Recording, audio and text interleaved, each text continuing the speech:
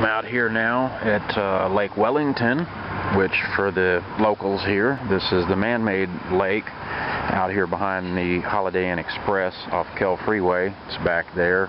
Can't really see it because we're getting pretty dark now. And that water tower up there, that's the Cypress water treatment plant. And they called me earlier this morning to come get this snapping turtle that had ended up over there. And without even thinking, I brought him home like I do with most of the aquatic turtles and other reptiles I get. And I'll look at Google Earth to try to figure out what's the most likely habitat, where were they going, where were they coming from, you know, that sort of thing. And I'm sitting here scratching my head trying to figure out, well, where did he come from?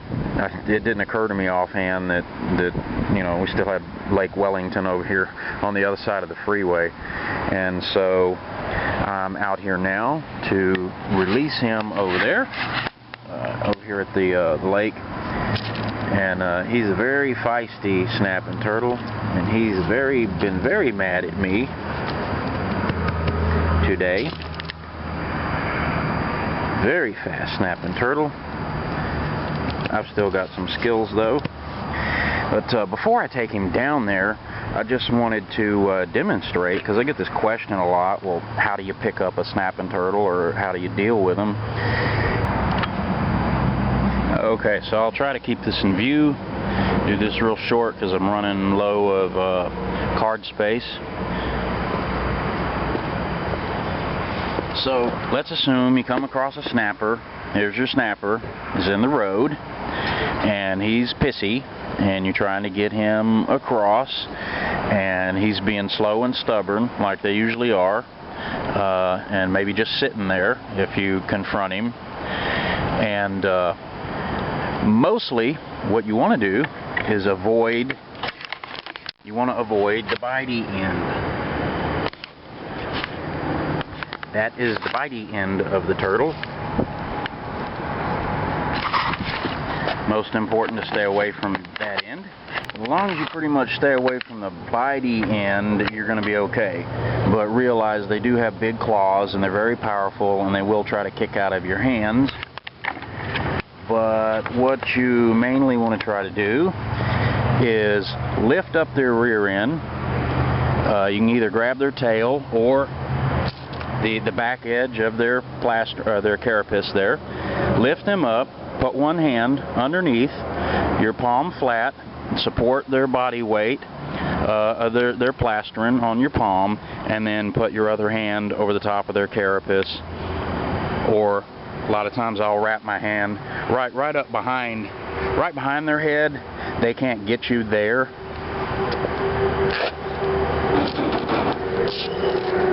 He's jumpy.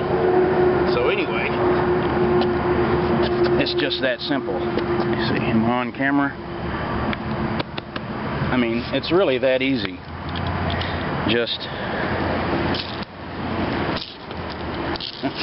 he's real jumpy. If you can get their tail, you can pick them up there. I'll just pick them up in the back margin of their carapace there. Lift them up. Put your hand under there. It's that easy. And they will try to kick and everything, so you do have to watch out for that. If possible, get them into a box or something as quickly as you can. Carry them as low to the ground as you can, so that in case you drop them, it's not going to result in that much damage to the turtle. He won't have as far to fall. Another way you can do this to move them real quick, I tell a lot of people, keep some cardboard, piece of cardboard or a thin piece of plywood or something in your trunk. And here's your cardboard. One thing, assuming you have a little bit bigger piece of cardboard than this is all I had at the spur of the moment. Put your cardboard behind the turtle.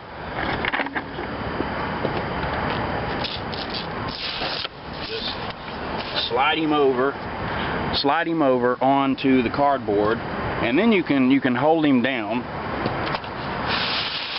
like so and drag him across. You can drag him across to the edge of the road, or what do you have to do?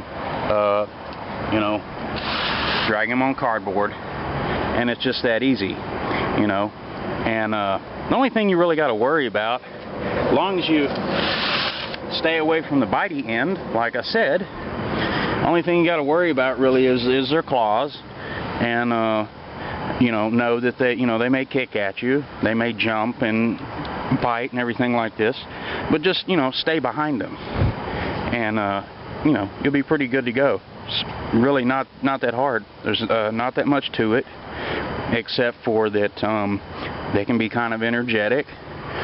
Don't take it for granted if they seem calm, because they can explode with a lot of force, a lot of energy really quickly when you don't expect it. And understand that these are generally pretty heavy turtles.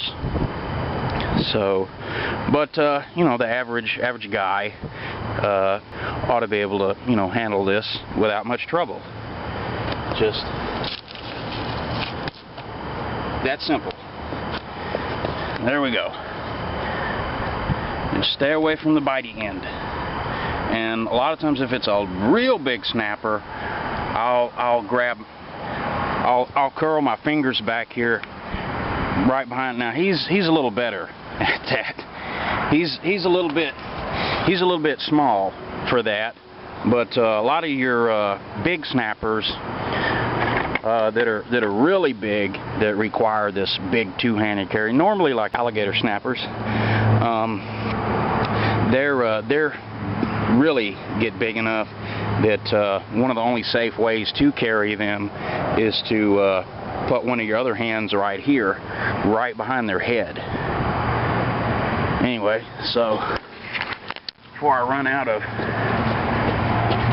memory here on my card, let's get him down to the lake and get him released. Okay, now here we go, down here at the water's edge. There we go.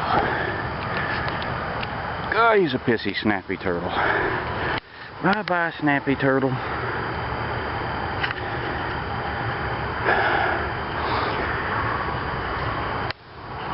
This is more likely than not where he came from. And if not exactly, it is within the quarter-mile or less radius I like to use for releases of reptiles. Don't like to go any farther than that, so this is perfect.